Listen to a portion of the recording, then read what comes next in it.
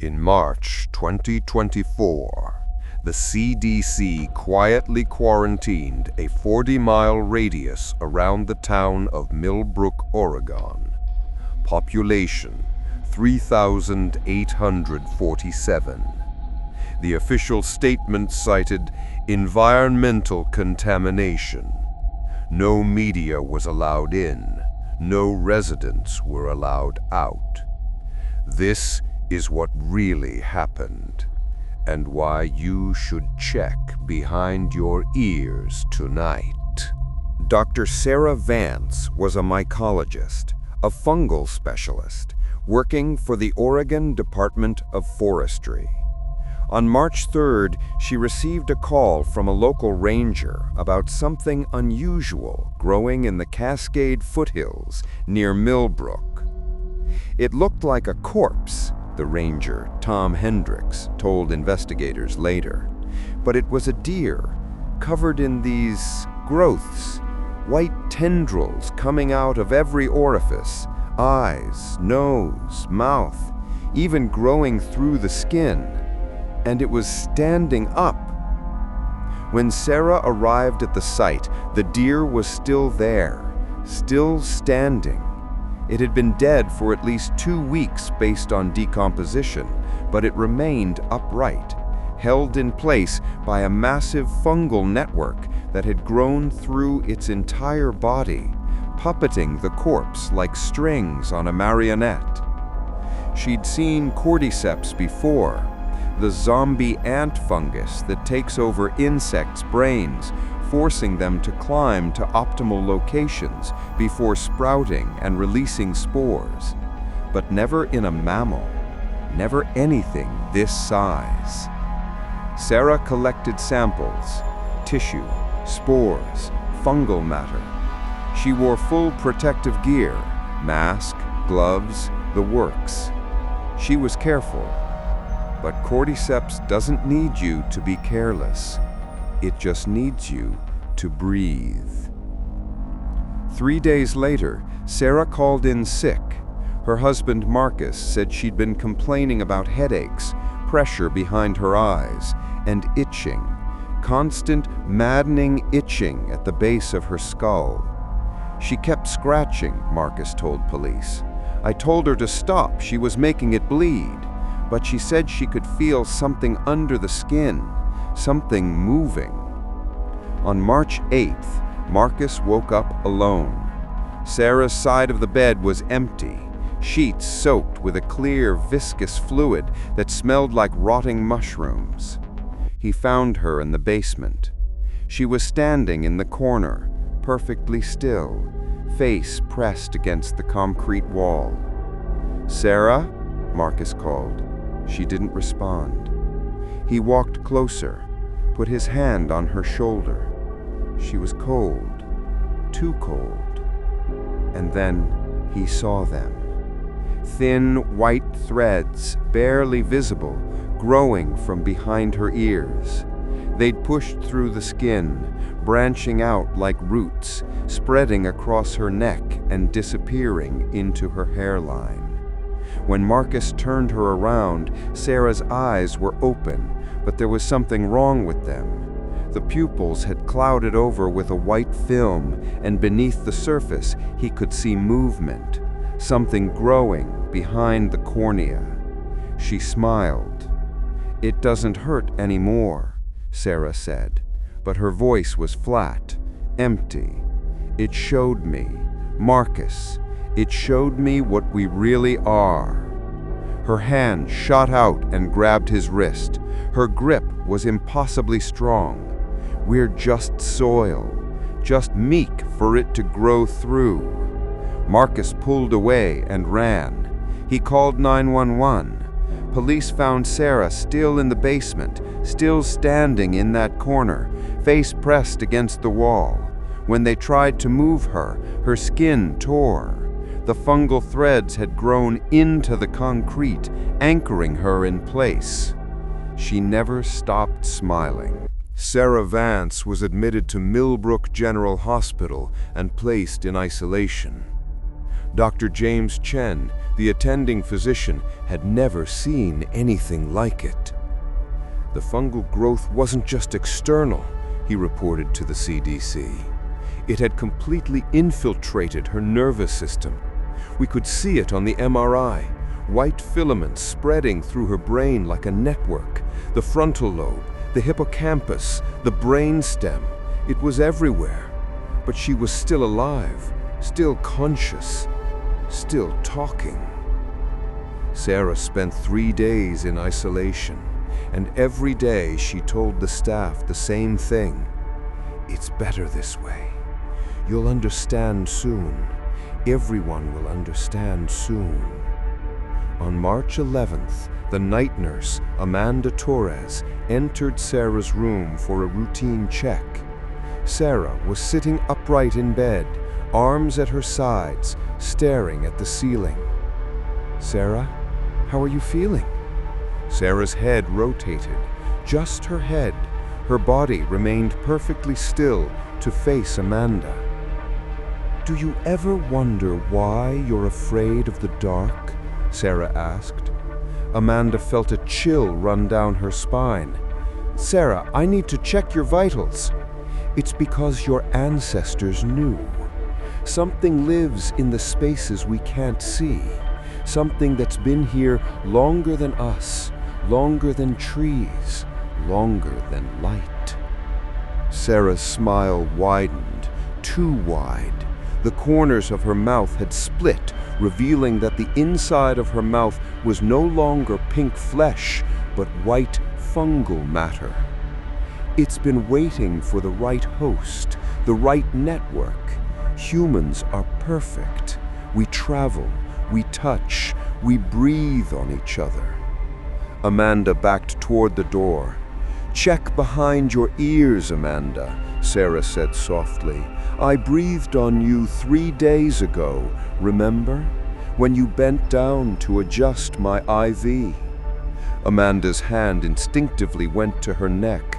She felt it immediately, a small bump, raised skin, and when she pressed on it, it moved. She screamed. By March 13th, 7 hospital staff members were showing symptoms. The itching, the bumps behind the ears, the white threads beginning to emerge. The CDC arrived on March 14th. By then, it was too late. 43 people in Millbrook were infected. The quarantine went into effect immediately. The entire town was sealed. No one in, no one out. The CDC set up a command center in the high school and began testing every resident.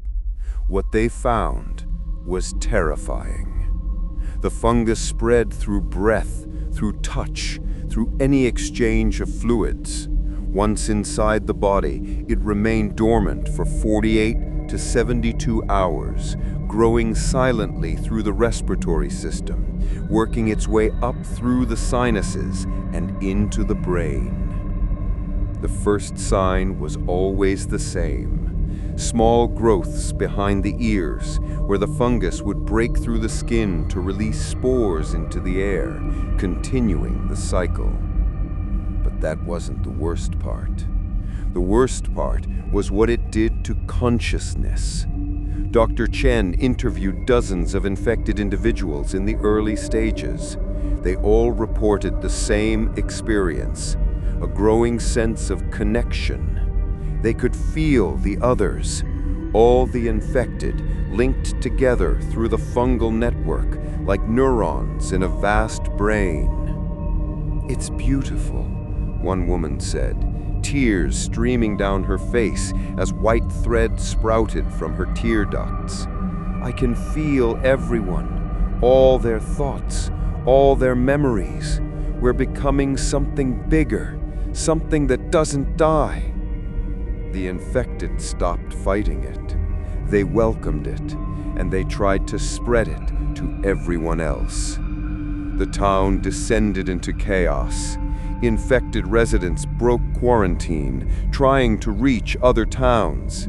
CDC personnel in hazmat suits had to physically restrain them. But how do you stop someone who feels no pain, whose body is being piloted by something that doesn't understand death? On March 18th, the military arrived with flamethrowers. The official story is that they contained it, burned out the infected buildings, sterilized the soil, released a counteragent into the water supply that killed the fungus. But that's not the whole truth. Dr. Lisa Park was part of the CDC research team studying the Millbrook strain. She spent 6 weeks in the hot zone, collecting samples, studying the fungal network, trying to understand how it worked. She made a discovery that the government has suppressed ever since. The fungus wasn't just connecting infected individuals, it was communicating. Dr. Park set up specialized equipment to measure electromagnetic activity in the fungal networks. What she found was a pattern, a repeating signal pulsing through the mycelium at regular intervals. It was a language. She spent 2 weeks trying to decode it. The patterns were complex, layered, nothing like anything in nature. This wasn't random biological noise. This was intentional communication. And then, on April 4th, she succeeded. The message was simple, horrifying. 3 words repeated endlessly. We are soil. Dr. Park realized the terrible truth. The fungus wasn't mindless. It wasn't just parasitic. It was ancient, intelligent, and it had a purpose. Humans weren't being infected. They were being converted, broken down into raw organic material and rebuilt into something else. Individual consciousness dissolved into a collective awareness that spanned the entire fungal network, a network that might already cover the entire planet, hidden in the soil beneath our feet, waiting. Dr. Park tried to report her findings. She was immediately removed from the project. Her research was classified. She was told never to speak about it again. But she kept one sample, a small vial of spores hidden in her apartment. She studied it in secret, and she discovered something even worse. The Millbrook strain wasn't unique. It was everywhere. She tested soil samples from across the country, from her own backyard, from potted plants in her apartment building. The spores were present in 94% of samples, dormant, waiting. On April 29th, Dr. Park sent an encrypted email to 17 journalists, virologists, and mycologists around the world. The email contained all her research, all her findings, and a warning. It's already inside us, in our lungs, in our sinuses, behind our ears. It's been there for years, maybe our whole lives, waiting for the signal. Millbrook wasn't an outbreak. It was a test, a pilot program, and it worked.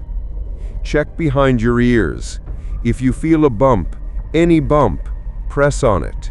If it moves, you're already part of the network. You just don't know it yet.